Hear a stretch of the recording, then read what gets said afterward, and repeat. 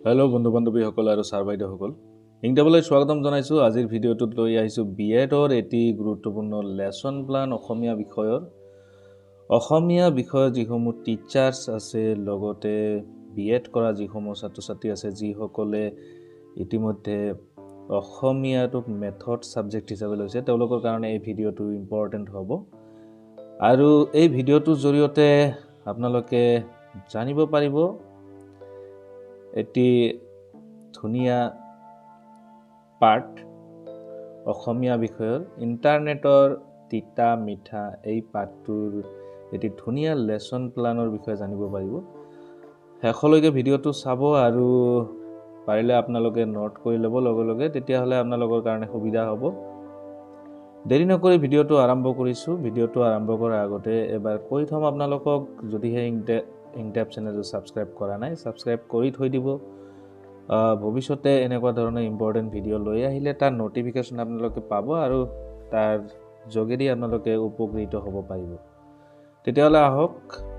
প্ৰথমতে আপোনালোকে দেখিছে তথ্য চিনাক্তকৰণ, বিদ্যালয়ৰ নাম, তাৰপিছত শ্ৰেণী 10ম শ্ৰেণী, শিক্ষাৰ্থীৰ সংখ্যা, বয়সৰ গড় 15+, পিৰিয়ড, সময়, তাৰিখ, এইখিনি কথা আপোনালোকে উল্লেখ কৰিব লাগিব। লগতে বিষয়, কি বিষয়ৰ পাঠ পৰিকল্পনা কৰিব, অসমীয়া পাঠ ইণ্টাৰনেটৰ তিতা মিঠা, লেখক ডক্টৰ প্ৰণয় দত্ত, পাঠ্যপুথি অসমীয়া সাহিত্য চয়নিকা।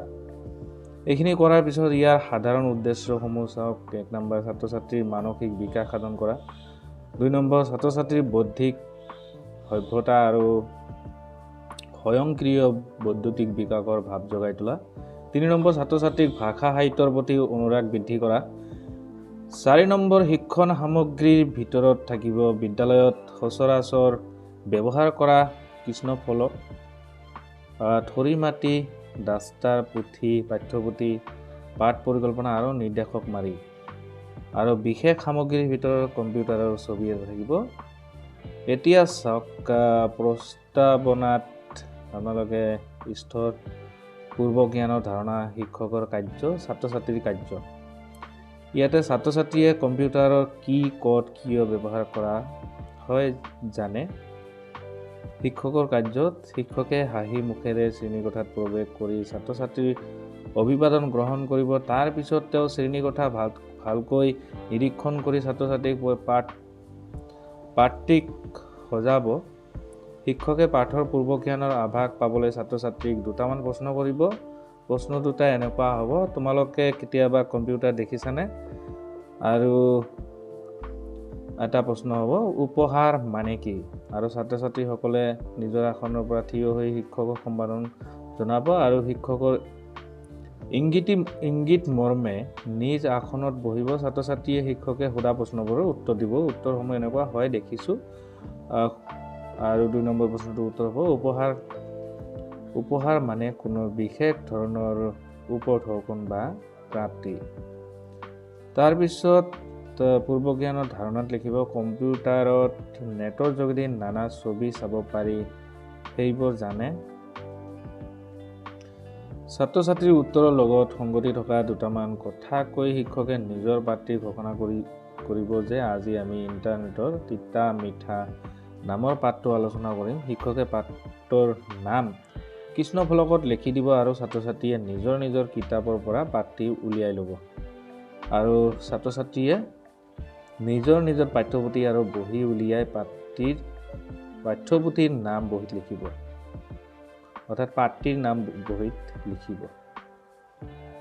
এতিয়া এই পাঠটিৰ উপস্থাপন অংশলৈ আহিছোঁ, স্থললৈ আহিছোঁ। শিক্ষণীয় দিশ, বিশেষ উদ্দেশ্য, শিক্ষকৰ কাৰ্য, শিক্ষাৰ্থীৰ কাৰ্য আৰু শিক্ষাদানৰ ফলাফল, এইকেইটা ষ্টেপ থাকিব। আৰু কম্পিউটাৰৰ বিষয়ে জ্ঞান আহৰণ, কুঁৱলীৰ কম্পিউটাৰক লৈ বিভিন্ন নতুন অভিযান আৰু জ্ঞান লাভ কৰিব। আৰু কুঁৱলীয়ে 9ম শ্ৰেণীৰ পৰা 10ম শ্ৰেণীলৈ প্ৰথম হৈ উত্তীৰ্ণ হোৱাৰ বাবে দেউতাক তাইক এটা কম্পিউটাৰ উপহাৰ দিছিল। সেই কম্পিউটাৰৰ সহায়ত তাই জ্ঞানৰ পৰিধি অসীমলৈ বিস্তাৰিত হয়। তাই নেটৰ সহায়ত সকলো তথ্য সহজতে পোৱা হ'ল।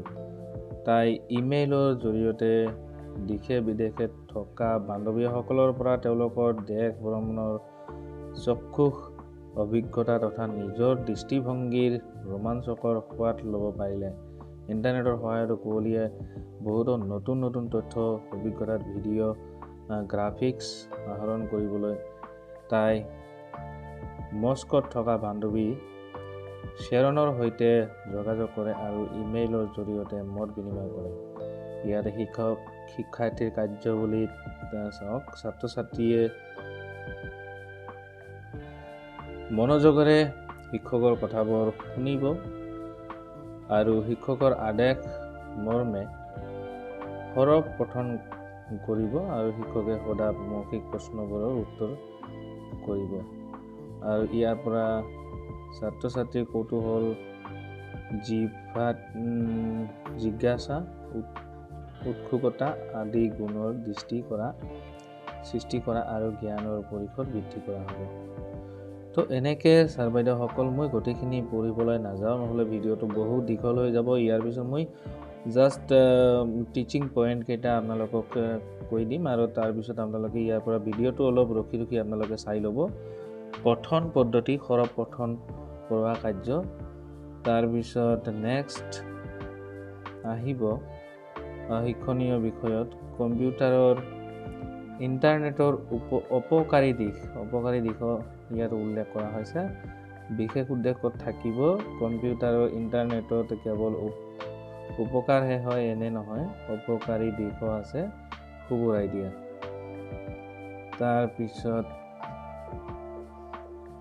সামৰণি আহিব। সামৰণিত আপোনালোকে চাওক শিক্ষকৰ কাৰ্য আৰু ছাত্ৰ ছাত্ৰীৰ কাৰ্য। পাঠখন শেষ কৰাৰ আগতে শিক্ষকে শিক্ষণীয় দিশবোৰৰ ওপৰত আকৌ এবাৰ আলোকপাত কৰিব। ইয়াৰ পিছত শিক্ষকে ছাত্ৰ ছাত্ৰীক গৃহ কাৰ্যৰ বাবে কেইটামান প্ৰশ্ন কৃষ্ণফলকত লিখি দিব।